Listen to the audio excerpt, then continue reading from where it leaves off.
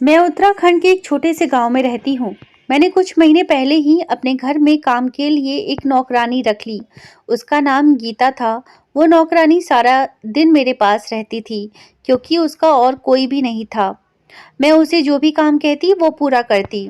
अभी तक उसकी शादी भी नहीं हुई थी, इसीलिए शायद पैसों की वजह से उसे घर का काम करना पड़ रहा था। वो अपना काम बहुत मन लगाकर करती। एक दिन रात के समय जब मैं सो रही थी, तो मुझे किसी की उल्टियां करने की आवाज़ आ रही थी। मैंने हैरानी के साथ उठकर देखा तो मेरे पति रवि कमरे में नहीं थे। मुझे लगा कि कहीं मेरे पति की तबीयत तो खराब नहीं हो गई, इसीलिए मैं जल्दी से वॉशरूम की तरफ गई। लेकिन वॉशरूम में तो कोई भी नहीं था। तभी मैंने सोचा कि वो बाहर वाले वॉशरूम में गए हों।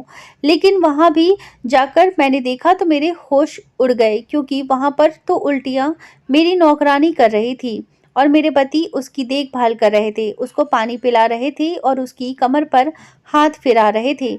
लेकिन मुझे ज़्यादा हैरानी इस चीज़ की थी कि वो अभी कुंवारी है और वो तो हमारे घर से कहीं जाती भी नहीं, तो फिर उसे उल्टियाँ क्यों हो रही थी? मुझे तो उल्टियाँ कुछ अलग ही लग रही थी। दरअसल मैं अपने पति रवि के साथ घर में अकेली रहती हूँ। रवि और मेरी शादी को 8 साल हो चुके हैं, लेकिन हम दोनों अभी भी माता-पिता नहीं बन पाए हैं। एक दिन मेरे पति ने मुझसे कहा कि चलो हमें डॉक्टर के पास जाकर चेकअप करवाना चाहिए। तो मैंने भी अपने पति को गुस्से में आकर कहा कि मैं क्यों जाऊँ चेकअप करवाऊँ? तुम जाओ, तुम अपना चेकअप करवाओ। कमी मुझ में नहीं है, अगर कुछ भी कमी है तो वो आपके अंदर है। मेरे पति आगे ज़्यादा कुछ नहीं बोले और वहाँ से चले गए। लेकिन दिन ब दिन हम दोनों के बीच में बच्चे को लेकर लड़ाइयाँ बढ़ती ही जा रही थी, जिसकी वजह से मेरे पति अब घर पर अपना कम समय ही बिताते थे और फिर रात को देर तक ऑफिस से वापस आते थे और आकर सीधा सो जाते। मैं सारा दिन अपने घर में बैठे-बैठे अकेले बोर हो जाती थी। इसीलिए मैंने भी अपने घर में काम करने वाली नौकरानी को रख लिया। मैं सारा दिन घर का उससे काम करवा लेती और मैं खुद अपनी किटी पार्टी और सहेलियों के साथ में रहने लगी। लेकिन धीरे-धीरे करके मैंने देखा कि हमारे घर का माहौल बदलता जा रहा था। मेरे पति को अपनी नौकरानी के हाथ का बना हुआ खाना बहुत अच्छा लगने लगा था। एक दिन मैं अपनी नौकरानी को घर पर छोड़कर अपनी किटी पार्टी के लिए निकल गई। मुझे किटी पार्टी में कम से कम 4 घंटे बीत गए थे। मैं उस दिन बिल्कुल थकी-हारी घर पहुंची और फिर मैंने दरवाज़ा बजाया। मैंने काफ़ी देर दरवाज़ा बजाया, लेकिन नौकरानी ने दरवाज़ा नहीं खोला। मैंने गुस्से में आकर दरवाजे पर लात मारनी शुरू कर दी। फिर एकदम से मेरी नौकरानी ने दरवाज़ा खोला। मैं उसको देखते ही उस पर ज़ोर से बरस पड़ी। मैंने कहा, क्या घोड़े बेचकर सो रही थी? जो दरवाजे की आवाज़ भी नहीं आई। लेकिन जब मैंने उसे ध्यान से देखा तो आज उसने एक नई साड़ी पहनी हुई थी और उस समय पूरी तरह से अस्त-व्यस्त हो गई थी, जैसे किसी ने जल्दी-जल्दी बस लपेट लिया हो। मैंने नौकरानी से गुस्से में पूछा, ये साड़ी तुम्हारे पास कहाँ से आई? और तुम्हारी ये साड़ी ऐसे कैसे हो गई है? तुम्हें ठीक से बांधनी नहीं आती तो पहनती क्यों हो? फिर मेरी नौकरानी ने थोड़ा हड़बड़ाते हुए कहा, मालकिन, ये साड़ी मेरी माँ की है। आज मुझे अपनी माँ की बहुत याद आ रही थी, इसीलिए मैंने बांध ली। फिर वो मुझे देखते हुए अपनी साड़ी ठीक करने लगी। मैं गुस्से में घर के अंदर आ गई और फिर मैंने उसे चाय बनाने के लिए कह दिया। लेकिन तभी मैंने देखा कि अंदर हमारे बेडरूम में से मेरे पति रवि बाहर निकल रहे थे। मैंने उन्हें देखकर हैरानी से पूछा, अरे आप तो घर पर कभी भी नहीं रहते, आज आप घर पर क्या कर रहे हो? और वो भी इस समय जब मैं घर पर नहीं थी। किशोर ने मुझसे कहा, आज मेरी तबीयत ज़रा ठीक नहीं थी, इसीलिए मैं जल्दी से ऑफिस से जल्दी घर आ गया।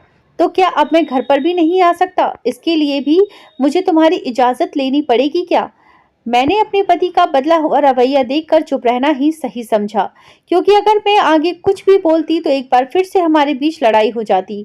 और देखते ही देखते नौकरानी को काम करते हुए हमारे घर में कई महीने बीत चुके थे।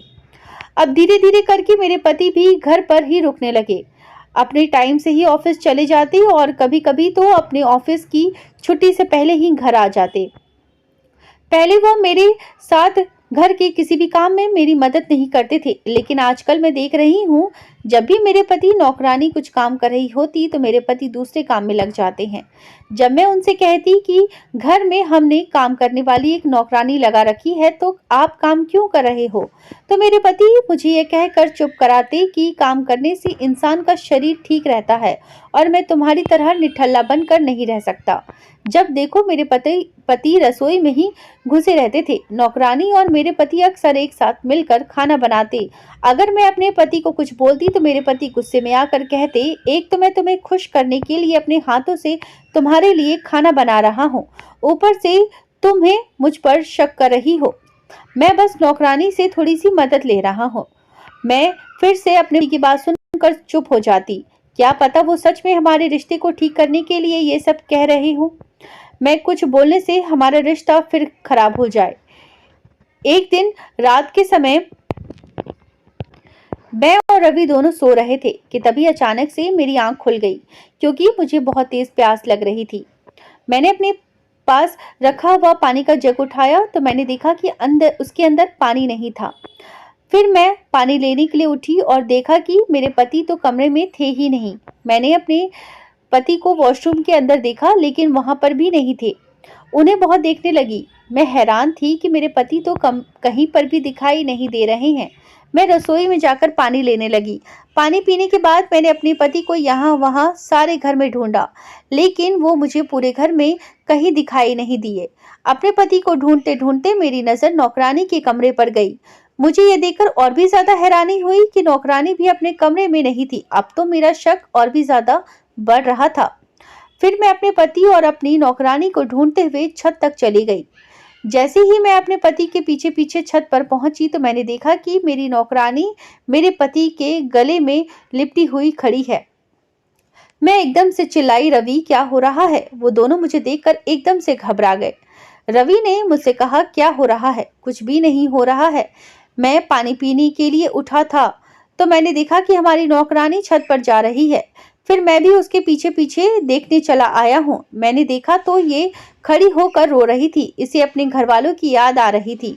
मैं तो बस इसे चुप करवा रहा था। और मैंने क्या किया है, तुम्हें शक करने की आदत पड़ चुकी है। तुम कभी भी किसी के साथ खुश नहीं रह सकती हो। मुझे बहुत कुछ सुनाकर वो वहां से चले गए, लेकिन मेरे मन में शक का बीज तो फूट ही पड़ा था। मैं गुस्से में अपनी नौकरानी को बोलते हुए अपने कमरे में वापस चली आई। अब मुझे अपनी नौकरानी में एक मिनट के लिए भी फूटी आंख नहीं भा रही थी। मैंने फैसला कर लिया, अब मैं उसे घर से निकाल कर रहूंगी।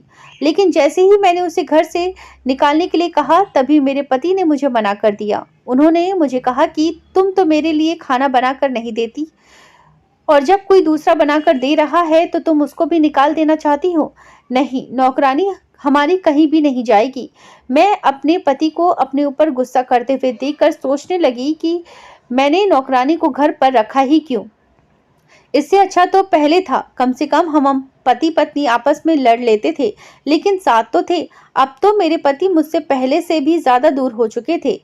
एक दिन मेरी नौकरानी काम कर रही थी। काम करते करते मैंने देखा कि उसको उल्टी आना शुरू हो गई है। उसकी उल्टी या बीमारी वाली उल्टी नहीं लग रही थी, मुझे तो कुछ और ही बात लग रही थी। उसको हमारे घर पर रहते हुए कई महीने बीत चुके थे और वो हमारे घर से कहीं बाहर भी नहीं गई। फिर उसके साथ ये सब कैसे हो सकता है।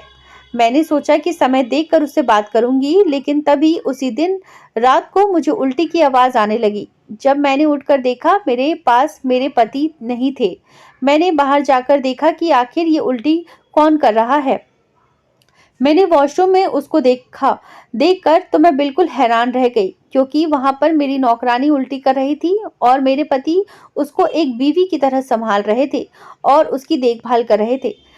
मैंने तभी गुस्से में चिल्लाकर अपने पति से कहा, तुम्हें अभी भी कुछ कहना है तो मुझे बताओगी ये सब क्या चल रहा है। तुम नौकरानी के साथ इस तरीके से कैसे खड़े हो सकते हो। आखिर ये तुम्हारी लगती कौन है। तभी मेरे पति ने गुस्से में आकर कहा कि ये मेरे बच्चे की माँ है, जो तुम कभी नहीं बन सकती।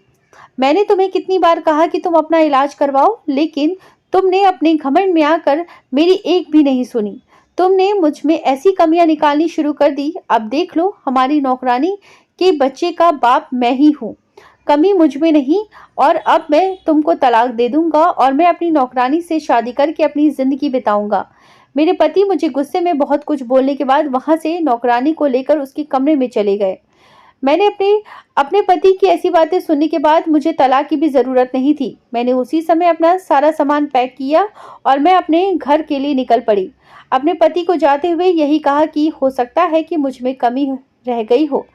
मैं ही अपने रिश्ते को संभाल कर नहीं रख पाई हूँ, इसीलिए मुझे माफ़ कर देना और अब मैं तुम्हारी ज़िंदगी में कभी वापस नहीं आऊँगी। ये कहकर मैं अपनी भीगी हुई आंखें लेकर वहाँ से चली गई और उसके बाद उस घर में मेरे पति, हमारी नौकरानी और अपने बच्चे के साथ रहने लगे। लेकिन मेरी ज़िंदगी बिल्कुल ही वीरान हो चुकी थी। मेरी ज़िंदगी में अब मैं रवि की जगह किसी को भी नहीं दे सकती थी। दोस्तों, आपको क्या लगता है, रवि ने सही किया या गलत? प्लीज़ आप अपने विचार कमेंट करके हमें ज़रूर बताइए और चैनल पर नए आए हैं तो हमारे चैनल कहानी वो अनकही को सब्सक्राइब करना ना भूलें। धन्यवाद।